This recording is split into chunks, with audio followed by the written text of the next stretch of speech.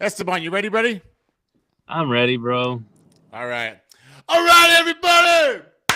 Welcome to Slap Son. We got the man in the building. The fallout of Power Slap 20 is real. Everybody give it up for Esteban Prince Sabedra. Brother, how are you? I'm doing all right, doing better since, Saturday. I think no, it wasn't Saturday, Sunday actually. Sunday, that's when I was like kind of like the loss was finally getting to me a little bit. But at the end of the day, it's a little learning uh stepping stone, I guess I would say, or a little thing that sets me back to learn from my mistakes. And hopefully next time when I get called up, which I'm pretty sure it's not going to be anytime soon, most likely it's going to be until maybe the end of this year or beginning of next year. That way when I do come back, I am much more refined and tuned with my Okay. mechanics, and stronger too. But we'll see. I mean, but maybe, who knows? Maybe Power Slap calls me as a last minute replacement, as it happened a lot on this card where people were getting called up for last minute replacements. So who knows? I mean, at the end of the day, I'll just try and stay ready for whenever. Yeah, no, you're 100% right. There was a lot of last minute moving around for this last card. Um, you mentioned before we got on, and then just now, just what are those lessons you think you can learn from the match you had? Because the match, and we'll get into it, but the match itself, man, I really enjoyed it. It was a good fight, dude. The lessons that I did learn was just my mechanics. And then besides that, also of me being able to tell the refs like, "Hey, I don't have a fucking clear shot. I need my opponent to stick to like to stop tucking their chin or move them up a little bit." And the reason why I say this is just because at the end of the day, the refs are just going to set your opponent or yourself, depending on who's striking first or who's on defense. Like, for example, my opponent AJ. I mean, and I can, I give him the props for him having like the experience and having all those matches behind him, where it's like I think he used that knowledge of him being able to squat down as far as he could and only have like the bottom part of his chest touching the podium, which Oh, caused me to have like a really bad angle. And but at the end of the day, it's a learning experience for me. And the reason why I say that is because even at a normal height, AJ's still kind of shortish. He's like 5'7" and a half, and for him to squat down that low, it made him like be around like 5'4", 5'5", if you really sure. kind of like think about it. But at the end, like I said, he was able to kind of like bend those little rules from him having all those matches, previously to our match. And it was kind of like dumb of me not to call out. I did call it out at one point, but then the refs was just kind of like assuming like if I wasn't like paying attention, I was like, bring him up. I was like, bring him up. Or and then they kept asking me like, what hand, what count? I was like, right on one, and I tell them like, hey, bring him up again, and they're like, what hand, one count? I'm like, bro, I just fucking told you. Like, but at the end of the day, like I said, it's a, I guess like a learning experience for me. Now I get to know that if that Yeah, ever were to happen again, then I would just be like, all right, then I'm not gonna swing because I don't have a fucking angle or like anything. yeah. Do you think um, it's hard to say it in the moment, and I can't imagine the thoughts that were going through your head, and you gave us a little bit of insight into that, what you were thinking. But in the moment, did you think about crouching down more, or was it just it was too much going on?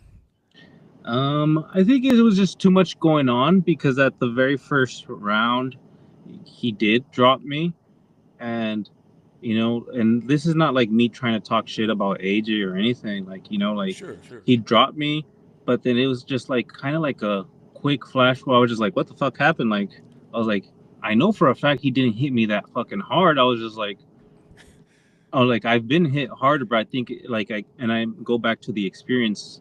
It's just that him having all that experience, I think this was his 12th match, I believe, if I'm not mistaken. I was like, just the placement of where he was landing was just like right on the button. I would say, but um, but yeah, like once I got up and then like tried to swing my very first time on the first round, it was just like too much was going on. Like I just wanted to go and crack them too, you know. Got you. Yeah. So it does play a lot of factor because your adrenaline is already pushing by then. So then like you don't get to think much of these little minor tweaks that you can do as you're about to adjust for your swing or prepare for your strike. Yeah, for sure. No, dude, I get that. Did your so after that first round and the second round, you were saying that you were kind of telling the refs, hey, get him to stand taller, get him to stand taller. Did your coach say anything to the refs? What was the interaction like that? I don't think so. I don't think Bordeaux mentioned anything. Okay. But I did tell Bordeaux because at one point AJ was like in the second round, he was like, as I was measuring, he started saying like, "Oh, stop fucking moving me," and uh, and in my mind, I'm just like, as he says that, I'm like, bro, you're fucking complaining about this. You're doing the same shit to me, so I'm just doing the same shit back to you. Because he would like, the way that he would do is like he would cup his hand like under my chin, and then he Okay. would what On he his was trying to measure. do, yeah, on his measure, he Okay. what he was doing instead of just like moving his hand like to try and feel my chin or wherever he was about where he wanted to land, he was trying to push my head up. So then I was just kind of resisting down, but I mean, at the end of the day, I mean, I didn't really complain about it. I mean, I just did the same thing to him. And then that's when he kind of complained to the refs. So then I was just like, in my head, I was just like, bro, like, you're doing the same shit. Like, you don't hear me complaining about it. Like, let's fucking continue battling it out.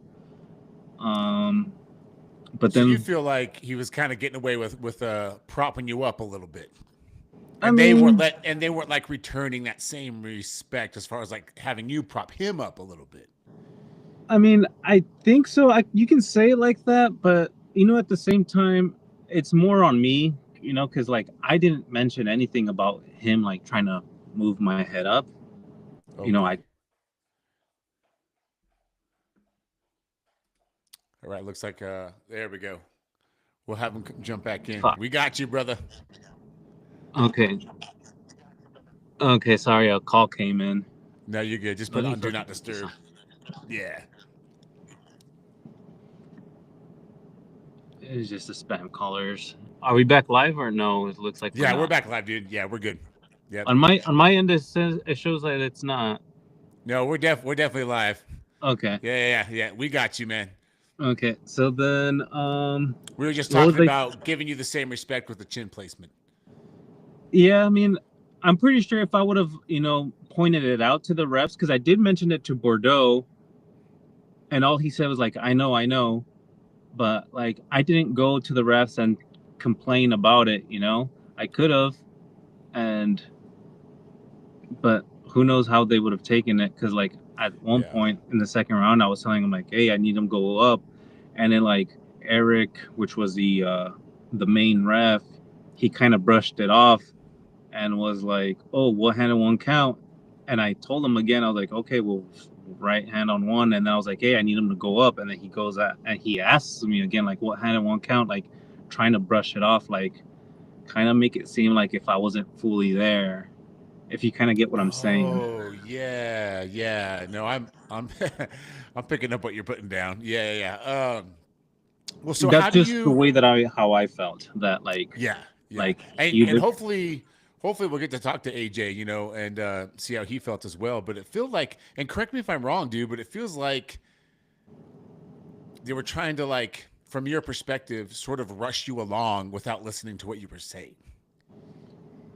Um, a little bit, I would say, just a little bit, because at one point, I mean, I just did mention like, "Hey, bro, he's tucking his chin," and then like you can see me on the third round when I was about to go up for a slap. I was like, "Hey, he's tucking his chin," like, and like I think the announcer Alan, he's like, "Oh, I don't think Esteban's like fully recovered." I'm like, "I was fully freaking recovered. The only thing I'm like."